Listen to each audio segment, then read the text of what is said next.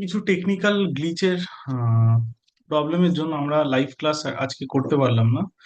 আমি আমরা যেরকম যেরকম ভাবে আমরা ডিসকাস করি এভরি উইকে, সেম সেম প্রসেসে আমরা যাব যাতে তোমাদের কাছে next week market update clear হয়ে যায়। তো সবার ফার্স্ট আমরা যেখান থেকে শুরু করি, নিফটি। তো নিফটির জন্য আমরা উইকলি আর মান্থলি অ্যানালিসিস প্রথমে স্টার্ট করব। তো আমি লাস্ট, এইটা হচ্ছে আমাদের লাস্ট, আমরা হচ্ছে 1 আগস্টে আমরা রেকর্ড করছি সেশনটা। আমি আগের মাসে যখন শুরু ছিল তখনও আমি এখানে তোমাদের একটা কথা বলেছিলাম, এই মাসটা আমি বুলিশ একসেপ্ট করছি।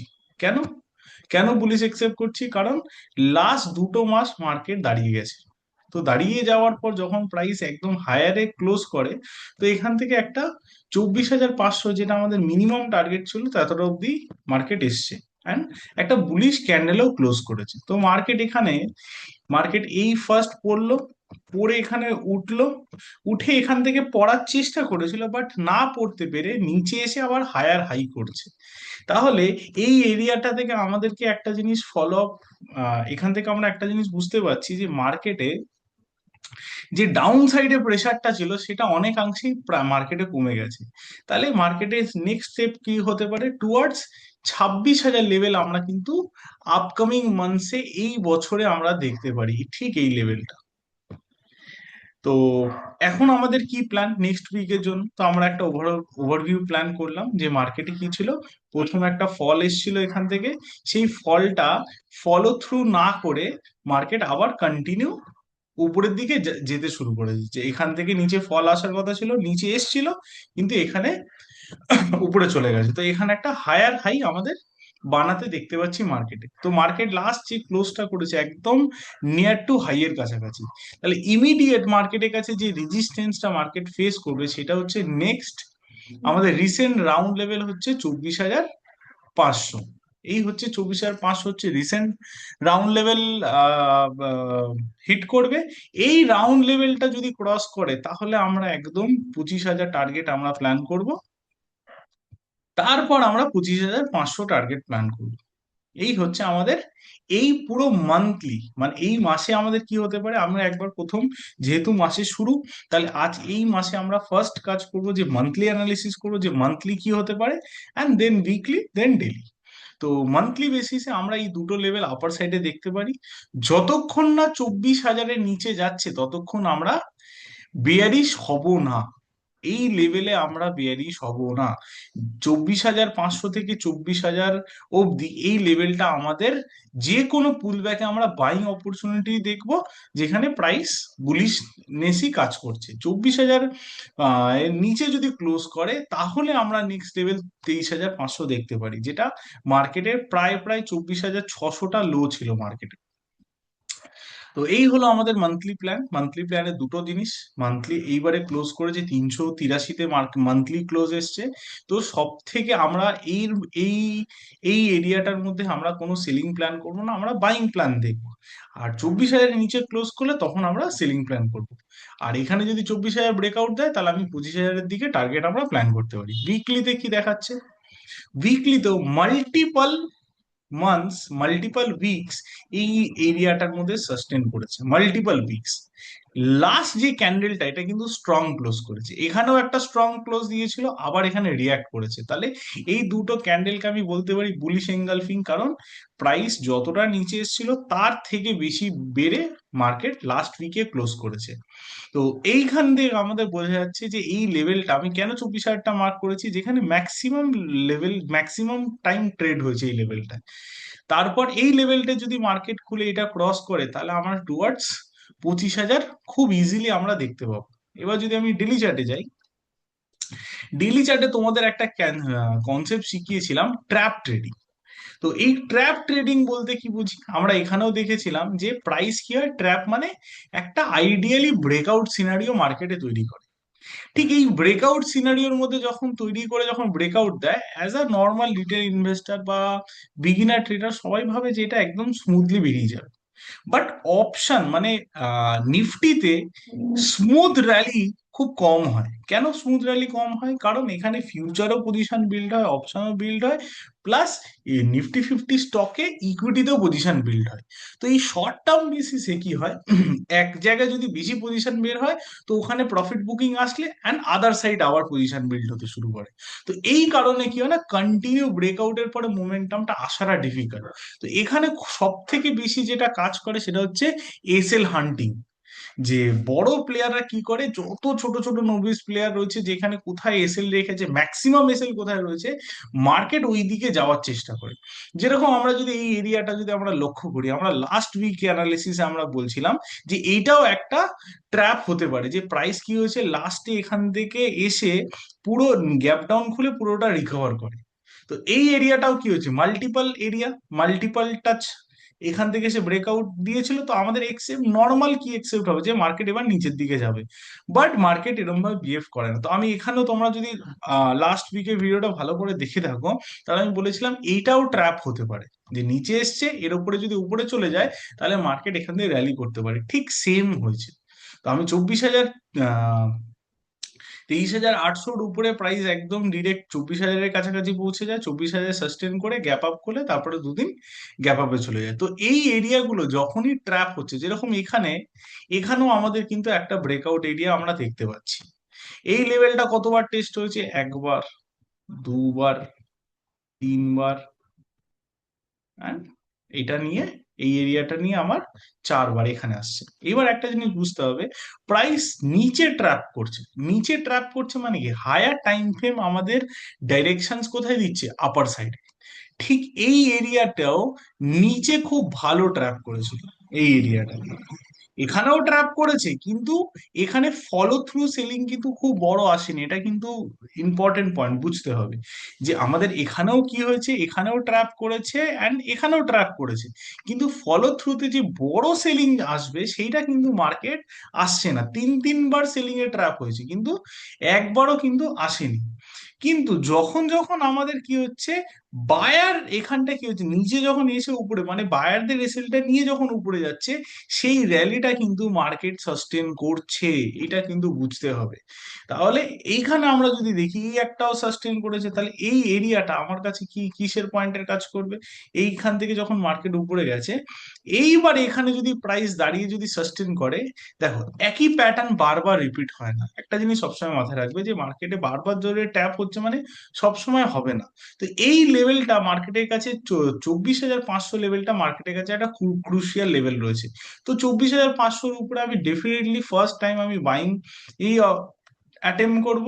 যদি এখানে আমি ফেল দেখতে পাই, তো আমি এখানে ওয়েট করে যাব, কারণ বারবার ট্র্যাপ সিনারিও মার্কেট তৈরি করবে না। মার্কেট কি হয় না, সবসময় আহ আমাদেরকে সারপ্রাইজ করার চেষ্টা করে, যে এইটা দেখালো, দেখাচ্ছে এক কিন্তু হচ্ছে আরেক। কিন্তু এইখানে যখন আমরা দেখতে পাচ্ছি যে এইটা রেকগনাইজ হয়ে গেছে প্যাটার্নটা প্রতিবারই, তো এখান থেকে কি হয়, আমরা একসেপ্ট করতে পারি এখান থেকে একটা মুভমেন্ট টুয়ার্ডস এই লেভেল অব্দি চলে আসতে পারে। হ্যাঁ, এই লেভেলের উপরে গিয়ে যদি রিজেকশন হয়, আমি ডেফিনেটলি এখানে ট্র্যাপ প্ল্যান করবো, বাট এই লেভেলে আমি প্ল্যান করছি না, আমি এখানে বুলিশই থাকবো।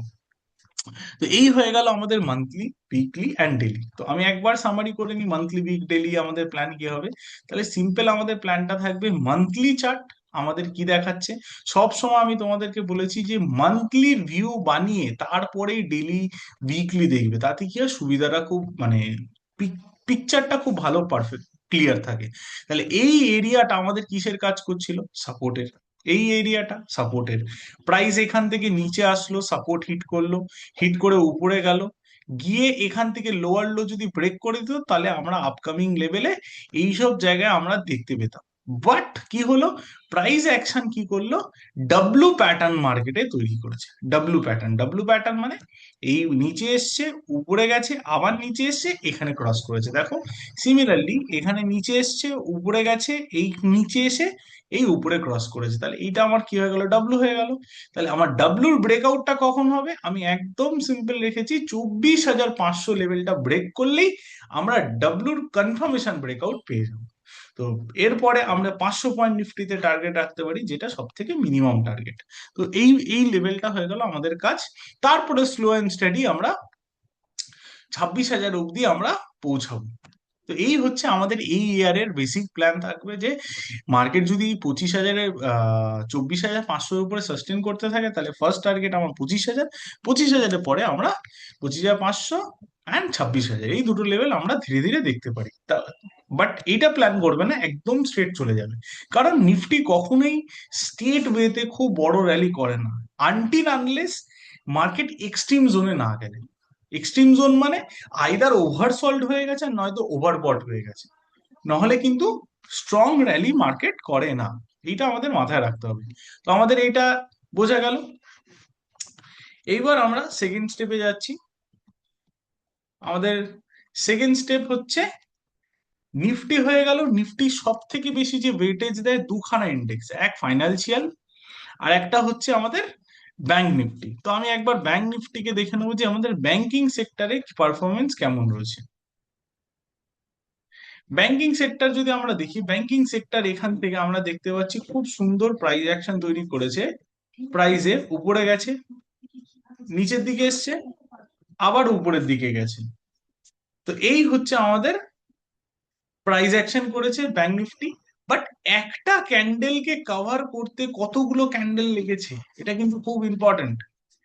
একটা ক্যান্ডেলের জন্য 1 2 3 মাস এইটা কমপ্লিট হয়ে গেলে, এটা 1 জুলাই এর, আজকে 1 জুলাই কমপ্লিট, আজকে না, সরি সরি, এটা 4 মাস। 1 2 3 4, আচ্ছা এটা জুলাই মাসের ছিল। তো 4 মাস লেগেছে উঠতে। তাহলে আমি সবার প্রথমে ব্যাংক নিফটিতে এই এরিয়াটা একটা আমি কিন্তু রেজিস্ট্যান্স প্ল্যান করব। ব্যাংক নিফটির এই যে 60,000 লেভেলটা একটা রেজিস্ট্যান্স আমরা প্ল্যান করব।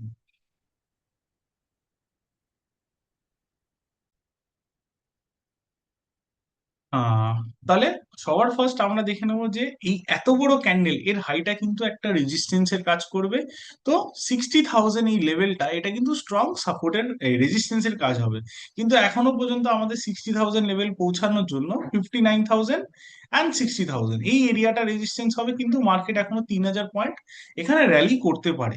তাহলে আমরা একবার উইকলি চার্টে গিয়ে দেখবো এই এরিয়াটা। উইকলি চার্টে যদি আমরা দেখি, এখানে উইকলি একটা ডাব্লু বটম তৈরি করে ঠিক এই এরিয়াটা সাস্টেন করে প্রাইস অ্যাকশন আমরা এতটা অবধি দেখতে পারি। তাহলে এইটুকুনি অবধি আমরা বুলিশ থাকবো, তারপরে গিয়ে আমরা বিয়ারিশনেস হবো, কারণ এই এরিয়াটা দিয়ে কিন্তু প্রাইস অ্যাকশন ডাউন সাইডে এসেছিল। তো এই এরিয়াটা কিন্তু আমাদের জন্য একটা ভাইটাল এরিয়া হিসাবে কাজ করবে।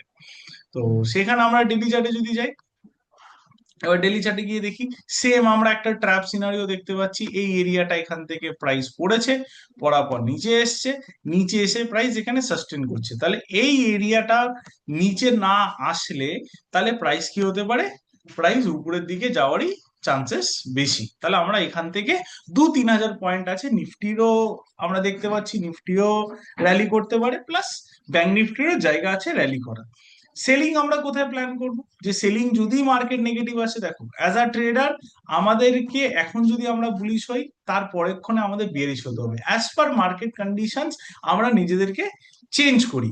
তো সেই অনুযায়ী এখানে সেলিং প্ল্যান কখন হবে, সেলিং প্ল্যান হয়ে যাবে মার্কেটে এই যে লেভেলটা, এখানে আমাদের রাউন্ড লেভেল কোনটা, 56,000। এই যে 56,000 থেকে যে ঘুরেছে একদম, দেখো কেন রাউন্ড লেভেল আমি সব সময় একটা ইম্পর্টেন্স দিই, তার কারণই হচ্ছে এটা। দেখো এখানে গ্যাপ ডাউন খুলেছে, কিন্তু গ্যাপ ডাউনের থেকে যে রিকভারি করেছে কোন লেভেল থেকে, একদম 56,000। তাহলে আমাদের কাছে এখানে কি হচ্ছে, এখান থেকে ফল এসছে, তারপরে উঠেছে। যদি এখান থেকে আমার, যদি এখান থেকে বেরিয়ে যায়, তাহলে ওয়েল অ্যান্ড গুড, আমরা যেটা বাইং প্ল্যান করেছি সেটাই হবে। যদি এটা এর নিচে এসে ক্লোজ করে আর নিফটি 24,000-এর নিচে ক্লোজ করে, তাহলে কিন্তু একটা সমস্যা দেখা যাবে।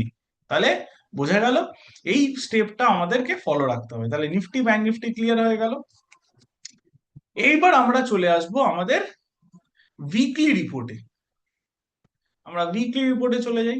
সবার ফার্স্ট স্টকেজ, স্টকেজের কাজ, অ্যান্ড স্টকেজের সাথে সাথে আমরা একবার আমাদের উইকলি রিপোর্টে আমরা ওপেন করে নেবো উইকলি ওয়াইজ কি বলছে মার্কেট। এটা তো আমার মোমেন্টাম কাজ, স্টকেজ।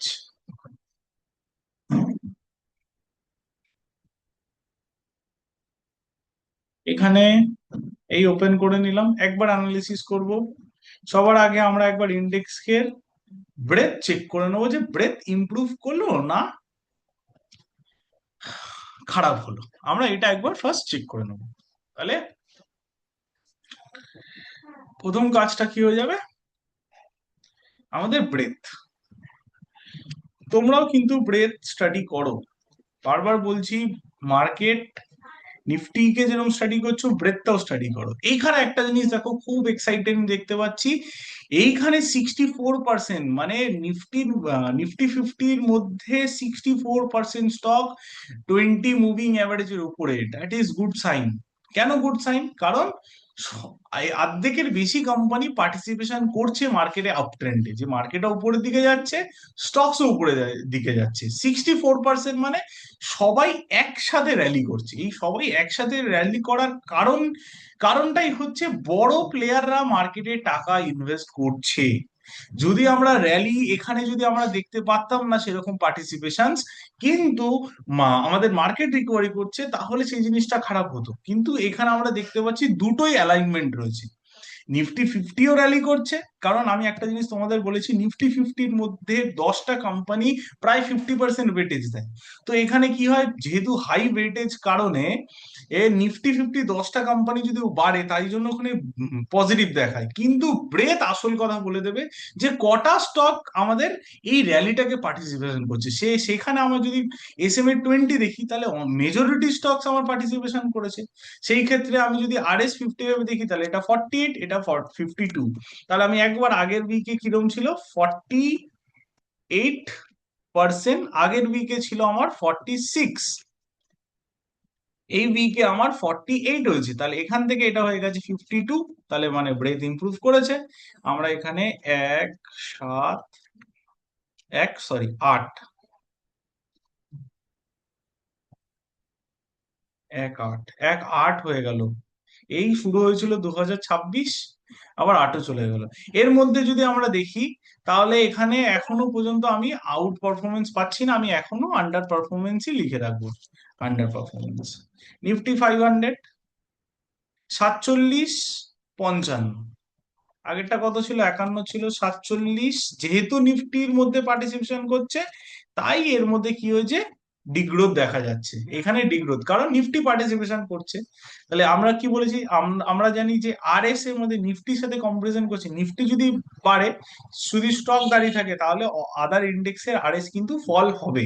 তো সেখানে সেই ফলটা দেখা যাচ্ছে। কিন্তু আমরা যদি এই পুরো চারখানা এরিয়ায় দেখি, নিফটি 500 এর মধ্যে কিন্তু নিফটি 200 এর সরি SMA 200 এর উপরে কিন্তু স্টক যাওয়া শুরু করে দিয়েছে। তার মানে এটাও একটা গুড সাইন।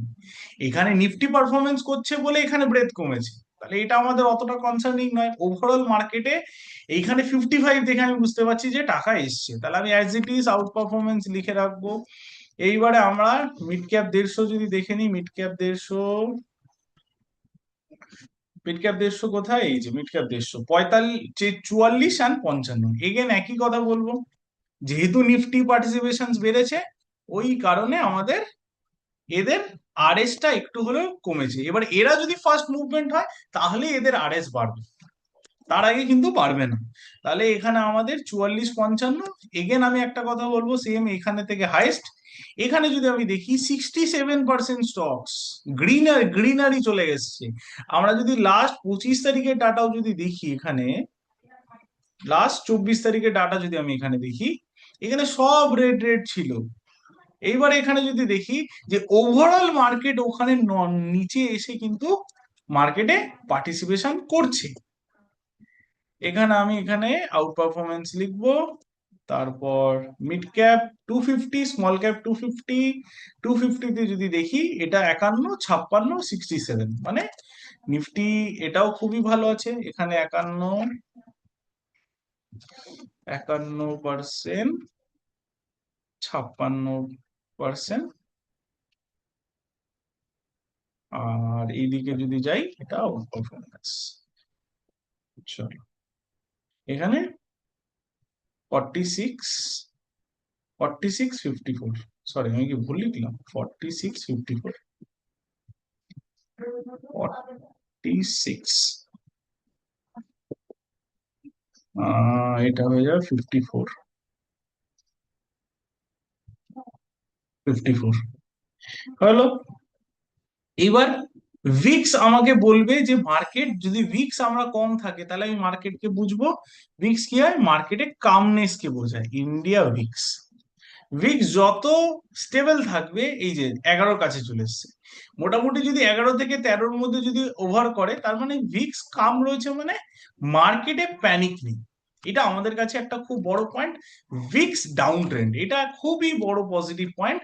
ভিক্স যখনই ডাউন ট্রেন্ডে থাকে তখন আমাদের মার্কেটে একটা কামনেস কাজ করে, যে মার্কেট খুব বড় ফল আসার সম্ভাবনা কম আছে, মার্কেটে প্যানিক কম। তো এই এরিয়াতে আমরা খুব ভালো স্টকে আমরা কাজ করতে পারি। তাহলে আমরা এখানে যদি আমি চলে যাই আমাদের এতে, ভিক্স এখন 11। চলো, এই হয়ে গেল আমাদের বেসিক স্টাডি। 11.75, 75টাও খুব ইম্পর্টেন্ট, এখানে আমাকে 0.75, এই হয়ে গেল আমার বেসিক অ্যানালিসিস করে নিলাম। এইবার আমরা যদি এখানে ওভারঅলটা দেখি তাহলে মার্কেটের ব্রেথ আমাদের ইমপ্রুভমেন্টই করেছে, খারাপ হয়নি। সব দিক থেকে ইমপ্রুভমেন্ট দেখতে পাচ্ছি, লাস্ট দুটো উইকের থেকে আমাদের অনেক ইমপ্রুভ করেছে। লাস্ট উইকটা নিফটি দিয়ে পার্টিসিপেশন করেছে বলেই আমাদের নিফটি 500 এর ব্রেথ কমেছে, নিফটির 150 ব্রেথ কমেছে, অ্যান্ড স্মল ক্যাপেরও ব্রেথ কমেছে। কিন্তু সেখানে যদি আমরা 200-এ দেখি, 200 কিন্তু সবারই বেড়েছে, তার মানে কি ওভারঅল মার্কেট উপরে গেছে। সেখানে নিফটি ফার্স্ট মুভমেন্ট হয়েছে বলেই বাকি সেক্টরের আরএসটা কম দেখাচ্ছে। বোঝাতে পারলাম? এই একটা পয়েন্ট হয়ে গেল। এইবার চলে যাব কোন সেক্টর গুলো পার্টিসিপেশন করছে এই র্যালিটায়।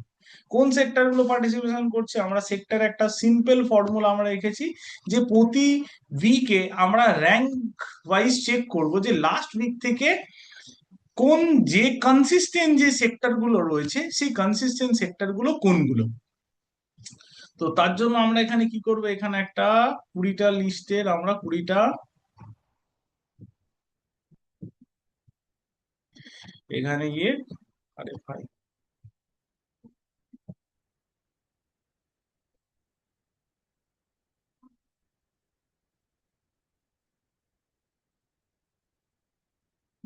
20টা, 19, এই 20টা কপি, এখানে টপ পারফর্মিং ইন্ডেক্সে এখানে লিখবো 1/8/2026। দুর্গাপুজো চলে আসছে, আর 2 মাস মাত্রই। এই আসছে আসছে জিনিসটাই খুব ভালো লাগে। দুর্গাপুজো আসছে, আর 2 মাস, আমরা দিন গুনি। চলো, এনিওয়েজ, আমরা এখানে যদি দেখি কনসিস্টেন্ট সেক্টর কিন্তু ডায়মন্ড অ্যান্ড জুয়েলারি এখানেও 2 নম্বরেই হোল্ড করছে। মিসেলেনিয়াস সেক্টরটাও কনসিস্টেন্ট রয়েছে। তারপর রিয়েলিটি সেক্টরটাও কনসিস্টেন্ট রয়েছে। রিয়েলিটি এখানে একটু না, রিয়েলিটি একটু নিচে নেমেছে, বাট আমাদের টপ 10-11 এর মধ্যেই রয়েছে, কোনো অসুবিধা নেই। নতুন কোন সেক্টর কি এসছে? নতুন সেক্টর আগের উইকে এমন কোনো সেক্টর ছিল না। আমরা আগের উইকে যদি অটো অ্যান্সেলারিজ দেখি, অটো অ্যান্সেলারিজ ছিল এখানে, তারপরে এখানে, তারপরে এখানে। একটা জিনিস খুব ক্লিয়ার আমাদের প্যাটার্ন নজর রাখছে, যে 3টে উইকে অটো অ্যান্সেলারিজ কিন্তু বাড়ছে, এখানে টপ 5 এর মধ্যে চলে এসেছে, টপ 6 এর মধ্যে চলে এসেছে। তার মানে অটো অ্যান্সেলারি স্টক কিন্তু গেন করছে মোমেন্টাম। আমরা যদি আইটি সেক্টর দেখি, আইটি সেক্টরে আগে ছিল না, দেখো এখানে আইটি সেক্টর ছিলই না, সেখানে আইটি সেক্টর সেকেন্ড উইকে আসলো, থার্ড উইকে আরো একটু উপরে গেল, 14 নম্বরে আসলো, এখন আইটি সেক্টর 7 নম্বরে ট্রেড করছে। তাহলে আমাদের কাছে যদি কোনো আইটি স্টক থাকে, আমরা কি স্ক্যান স্টাডি করি, আমরা আরএস স্ক্যানের মধ্যে যদি কোনো স্টক আইটি সেক্টরে পাই, কোনো স্টক অটো সেক্টরে পাই, কোনো স্টক অ্যালকোহল সেক্টর দিয়ে পাই, তাহলে আমি কি করবো, এতে বেশি ফোকাস করবো। কোনো স্টক যদি হেলথ কেয়ার সেক্টরে পাই, হেলথ কেয়ার যদি দেখি আমরা, ওভারঅল হেলথ কেয়ার আগে কত ছিল, 5 নম্বর ছিল, তারপরে 6 এসছে, তারপরে এখন 9 গেছে। তার মানে কি health care sector overall positive, সেখানে পুল ব্যাক আসছে। আমি কি করে বুঝলাম ওভারঅল পজিটিভ? এইখানে তোমরা এই জিনিসটা বুঝতে পারবে যে হেলথ কেয়ার সেক্টর এখন কোথায় আছে। Health care sector, RS 75%, 77% stock নিফটির থেকে ভালো কাজ করছে। আর 92%, মানে আর মাত্র 8% স্টক আছে যে 100-এর নিচে, বাদ বাকি সব কোম্পানি 100-এর উপরে। 50-র উপরে 85%, 20-র উপরে 65। এই যে 20-র উপরে 65, আমরা যদি এখানে দেখি, এটা যদি 24 তারিখের ডেটাটা দেখি, 24 তারিখের ডেটায় হেলথ কেয়ার যখন ছিল, হেলথ কেয়ার এখানে 60%, 47% ছিল। তো সেইখানে আমাদের 31 তারিখে কি হয়েছে, এখানে হেলথ কেয়ারের 77, 76, 7, মানে সবাই উপরেই রয়েছে। তার মানে কোনো অসুবিধা নেই, আমরা হেলথ কেয়ার সেক্টরের মধ্যে পুল ব্যাক দেখলে এন্ট্রি নিতে পারি। তাহলে এই যে সেক্টরের আমরা এখানে লিস্টটা বানাচ্ছি, দেখো সবার ফার্স্ট সেক্টর আমরা যেভাবে দেখছি, এখানে আমাদের অ্যানালিসিস করার মতো কোনো কাজ নেই। জাস্ট এটাকে বানাও, এদের গতিবিধি লক্ষ্য করো যে কোন নতুন সেক্টর গুলো ঢুকলো, কোনগুলো আগের থেকে বেরিয়ে গেল। এই একটা, এখান থেকে আমরা যদি এইটাকে যদি ফলো আপ করে রাখি, এটা যদি ফলো আপ করি যে আমাদের নতুন সেক্টর কোনগুলো আসছে, যেমন নতুন সেক্টর এখানে আইটি সেক্টর নজরে পড়েছিল। এখানে হসপিটাল কি হসপিটালিটি ছিল, এখানে দেখো হসপিটালিটি ছিল না, তাহলে হসপিটালিটি নতুন এসছে। আয়রন অ্যান্ড স্টিল নতুন এসছে, আয়রন স্টিল ছিল না, আয়রন স্টিল ছিল না, তাহলে নতুন দুটো এসছে। গ্যাস অ্যান্ড ট্রান্সমিশন ছিল না, গ্যাস অ্যান্ড ট্রান্সমিশন হয়েছে, তাহলে বেরিয়ে কারা গেছে, এখানে ফাইন্যান্স উপরে গেছে। টেক্সটাইল, টেক্সটাইল, টেক্সটাইল বেরিয়ে গেছে। টেক্সটাইল এখান থেকে উপরে গেছিল, উপরে গিয়ে টেক্সটাইল বেরিয়ে গেছে। তাহলে ওভারঅল আমাদের এইটা রয়েছে। এবার আমার এর মধ্যে মেন যে কাজটা হবে, যারা কনসিস্টেন্ট মোটামুটি টপ 10-এর মধ্যে হোল্ড করে রেখেছে নিজেদের 3টে 4টে 5টা উইক, আমাদের এখান থেকে এইটার একটা ভিউ নিয়ে আমাদের যে স্ক্যানের মধ্যে যে স্টকস গুলো আসছে ফান্ডামেন্টাল অ্যান্ড টেকনিক্যাল ফিল্টার হয়ে, সেই স্টক গুলো আমরা জানি এর সেক্টর চলছে, তাহলে আমরা কাজ করতে পারবো। আমরা যদি টপ 20 সেক্টর যদি দেখি, তার মধ্যে টপ 10 তো খুবই ভালো কাজ করছে। আইটি সেক্টর নিচ থেকে রিকভারি করছে, এখনো 200 DM এর নিচে, বাট আমাদের রিকভারি দেখতে পাচ্ছি। তাহলে এই আইটি সেক্টরের মধ্যে যারা অলরেডি স্ট্রং ছিল, তাহলে তাদেরকে আমি এখন ফলো আপ রাখতে পারি। যারা 200-এর উপরেই হোল্ড করছিল বাট স্ট্রাগল করছিল, বাট তারা এখন কি হয়ে যাবে, তারা জোর পেয়ে যাবে। তাহলে এইটা আমাদেরকে ফলো আপ রাখতে হবে। এই সিম্পল ফরম্যাট তোমরা যদি বানাও, তাহলে কি হবে, খুব ইজিলি অ্যাটলিস্ট তোমাদের ব্যাক অফ দ্য মাইন্ডে এটা চলবে, চলো আমার আমি আজকে গ্ল্যান্ড ফার্মাটা বাই করবো। আমি জাস্ট আগে আমি দেখাচ্ছি, লাস্ট উইকে আমি গ্ল্যান্ড ফার্মাটা বাই করেছিলাম, যে গ্ল্যান্ড ফার্মা, এই স্টকটাকে আমি বাই করেছিলাম। এই স্টকটাকে আমি 2400-র কাছাকাছি বাই করে 100 টাকা উপরে চলছে। তো এইবারে এখানে আমার কি থট প্রসেস ছিল, সবার ফার্স্ট আমাদের যে ফ্রেমওয়ার্কটা আমি তোমাদের শিখিয়েছি, STP, structure trend and place, আমি দেখেছি যে পারফেক্ট ছিল। তার সাথে সাথে আমি দেখেছি যে আমার হেলথ কেয়ার সেক্টর বাড়ছে। তাহলে আমার কাছে কি হলো, আমার কাছে ডাবল কনভিকশন চলে আসলো যে হেলথ কেয়ার সেক্টর যতক্ষণ আমার টপ 10 বা টপ 20-র মধ্যে হোল্ড করবে, তাহলে এই এই পার্টিকুলার স্টকে কিন্তু খুব বড় সেলিং আসবে না। তাহলে আমার কাছে যদি এন্ট্রি পয়েন্ট দেয় অ্যাজ পার রিস্ক ম্যানেজমেন্ট রুলে, আমি নিতে পারি। Overall market positive, sector positive, সেখানে আমরা স্টকটাকে পারফেক্ট জায়গায় নিচ্ছি। এই যে পুরো সিস্টেমটা যখন করবে, তখন তোমাদের মধ্যে কিন্তু কনফিডেন্স চলে আসবে। সবার ফার্স্ট তোমাকে একটা জিনিস মাথায় রাখতে হবে, পোর্টফোলিও যতক্ষণ না বিল্ড করছি, সবার ফার্স্ট ওয়াচ লিস্ট বিল্ড করা, তারপর পোর্টফোলিও বিল্ড করা। এই দুটো কাজ যখন আস্তে আস্তে শুরু করবে, তখনই বুঝতে পারবে যে স্টক মার্কেট কিরম ভাবে কাজ করে। কি বললাম, বোঝা গেল? তাহলে আমাদের ইন্ডেক্সেরও কাজ হলো, অ্যান্ড সেক্টরও কাজ হলো। আমি এটাকে সেভ করে নিই, এটাকে বন্ধ করে দিই,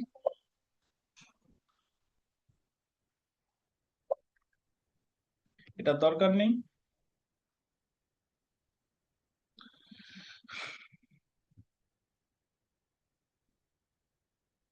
এবার আমরা একটু চলে যাব আমাদের এফআইআই ডিআই অ্যানালিসিস।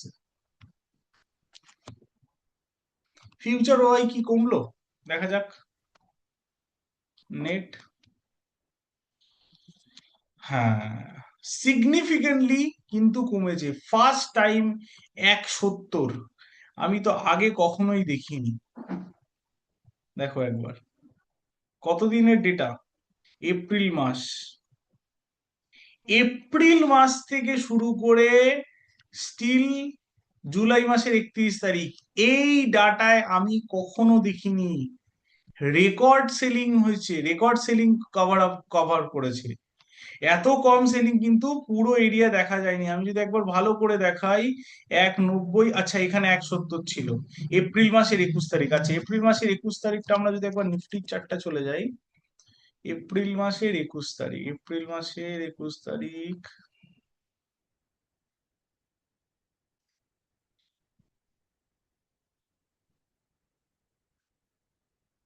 এইখানে এপ্রিল মাসের 21 তারিখ এখানে রেকর্ড কমেছিল, তারপর আবার বিল্ড আপ হয়েছে, আবার এখানে বিল্ড আপ হয়েছে 170, 2, তারপরে কন্টিনিউ বেশি ছিল,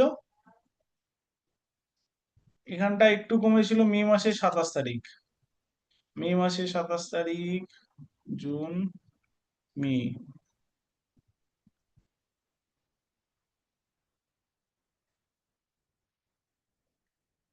27 তারিখে এখানে ছিল, তারপরে প্রাইস পড়ে এখান থেকে পজিটিভ হয়েছে।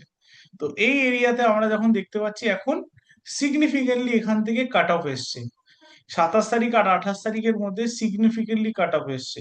এটা 29 তারিখ, 28 তারিখ, 27 তারিখ, দেখো 24 তারিখের পর 27 আর 28, এই দুটো দিন মার্কেট কিন্তু ফ্ল্যাট ছিল, কিন্তু এখানে কিন্তু অনেকটাই কাট করেছে। তার কারণে কি হয়েছে, প্রাইস পরের দিনে ব্রেক করতে পেরেছে, কারণ অপশন মার্কেটে মুভ করিয়েছে।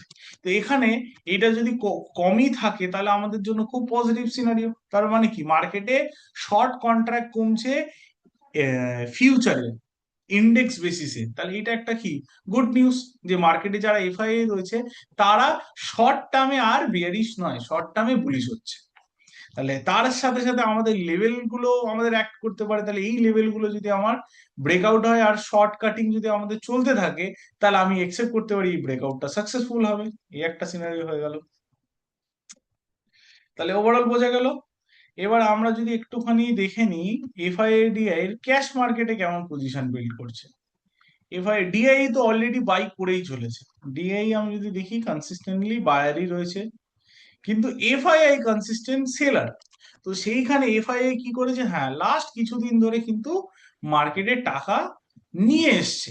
তার কারণে কি হয়েছে, এখানে লাস্ট উইকের আমাদের সেলিং আমরা দেখতে পেয়েছি কম হয়েছে। আমরা যদি মান্থলি চার্টে যদি যাই, ওভারঅল মান্থলি চার্টের অ্যাকশন কি বলছে, ওভারঅল মান্থলি চার্টের অ্যাকশন অনেকটাই কমেছে। জুলাই মাসে দেখো রেকর্ড কম, অনেক সেলিং কমে গেছে। তাহলে এইখানে সেলিং কমে যাওয়া মানে কি, একটা জিনিস এখান থেকে আমাদের বোঝা যাচ্ছে যে এখানে সব থেকে হাইয়েস্ট ছিল, তারপরে লো লো লো, তাও এই তিনটের মানে গতিটা সেম ভাবেই নামছিল, কিন্তু এইটা একটা সিগনিফিকেন্ট কম। এটা কিন্তু আমাদের খুব ইম্পর্টেন্ট একটা পয়েন্ট, যেখানে মার্কেট অনেকটাই কমিয়েছে। এবারে যদি আমি সেক্টরিয়াল অ্যাক্টিভিটি যদি দেখি, যে কোন সেক্টর এখন বুলিশ, কনজিউমার সার্ভিস বুলিশ, মেটালে বুলিশ, হেলথ কেয়ারে বুলিশ, অলরেডি আমাদের হেলথ কেয়ারে রয়েছে, রিটেলারে বুলিশ। লাস্ট এখানে না ডেটাটা 15 দিন অন্তর অন্তর এই ডেটাটা আপডেট হয়। তো লাস্ট উইকে কনজিউমার সার্ভিসে বেশ ভালো টাকা নিয়ে এসে 7,000 কোটি টাকা ইনভেস্ট করেছে। এফপিআই হচ্ছে ফরেন পোর্টফোলিও ইনভেস্টর, মেটালে ইনভেস্ট হয়েছে, তার লাস্ট উইকে দুটো ফলের পর এখানে ইনভেস্ট হয়েছে, হেলথ কেয়ারে ইনভেস্ট হয়েছে, তারপর আমরা যদি দেখি রিয়েলিটিতে ইনভেস্ট হয়েছে, ইনফরমেশন টেকনোলজিতে অনেকটাই কমিয়েছে সেলিং। এখানে দেখো সেলিং অনেক বাড়িয়ে দিয়েছিল, তারপর সেলিংটা এখান থেকে অনেকটাই কমে গেছে। তারপর আমরা দেখা যাক কিরকম হতে পারে প্রাইস। এটা হয়ে গেল, তাহলে এফআইআই এই ডাটাটা আমরা বোঝা গেল, এখানে সেক্টরের ডাটাটাও আমরা বুঝতে পারলাম।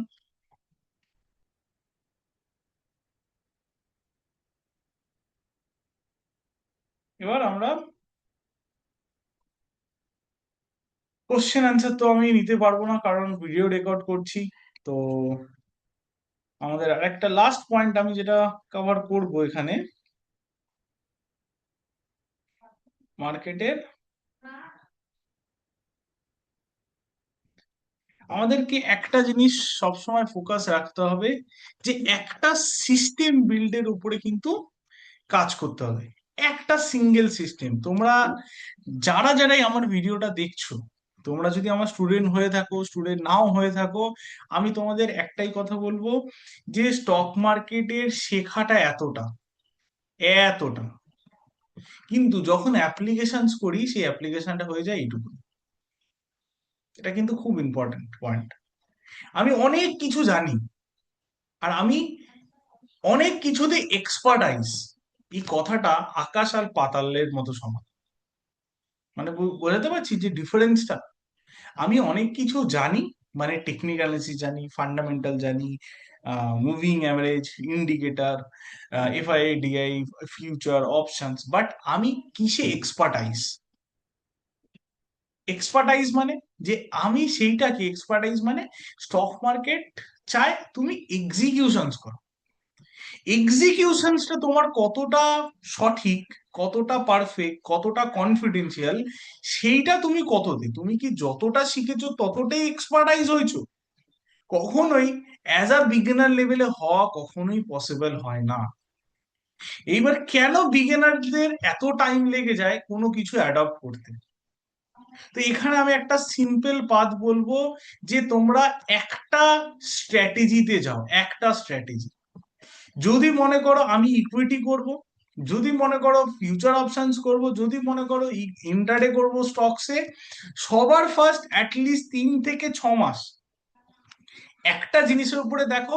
বাকিগুলো তো শিখে গেছো, এমন তো না যে আমি শিখিনি, শিখে গেছি, আমি তো ভুলে যাব না, হ্যাঁ আমি মাঝে সাঝে চর্চা করে নেবো, কোনো অসুবিধা নেই।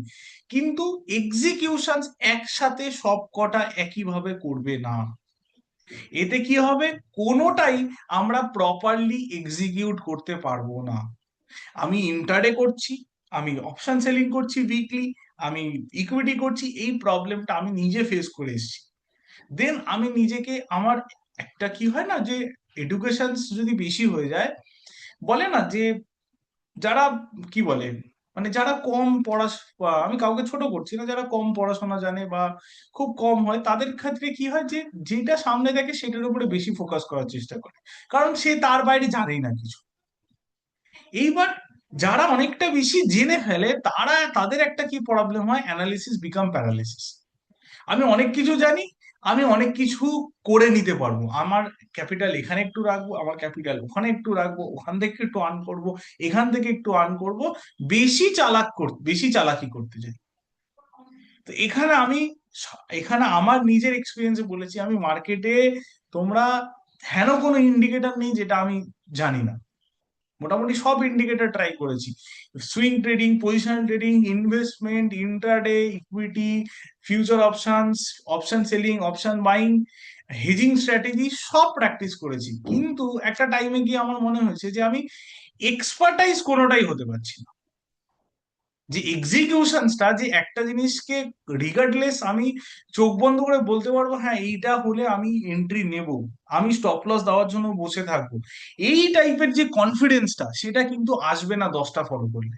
তুমি আমি একটা সিম্পল রূপ বলছি, একটা সেট আপকে ফাইন্ড করো, এর ওপরে ট্রেড করো, দেখবে একটা টাইম আসবে যে সেট আপটা, প্রথম আমাকে এটা দেখতে হবে যে সেট আপটা কাজ করছে কিনা বাজারে। যদি আমি ব্যাক টেস্ট করে দেখি নি যেটা কাজ করছে, রিস্ক ম্যানেজমেন্ট হয়ে আমি বছর দেড়েক দুয়েক আমি ব্যাক টেস্ট করে দেখেছি যেটা পজিটিভ আসছে, যদি তোমরা এটাকে কন্টিনিউ ফলো করতে পারো, একটা টাইম আসবে যে এই সেট আপ চোখ বন্ধ করে তুমি বিলিভ করতে পারবে। আর যখনই এই সিস্টেমটা আসবে যে আমি বিলিভ করতে পারো উইথ আ রিস্ক ম্যানেজমেন্টের সাথে, তখনই কিন্তু মার্কেট থেকে টাকা হবে। কি বললাম? ক্লিয়ার হলো? তাহলে আমাদের কাছে একটা জিনিস, আমরা অনেকগুলো জিনিস দেখছি, কিন্তু কিছু জিনিসে ফোকাস করো, যে আমি এটাকে ভালো করে এক্সপার্টাইজ হবো, তারপরে এগিয়ে যাবো।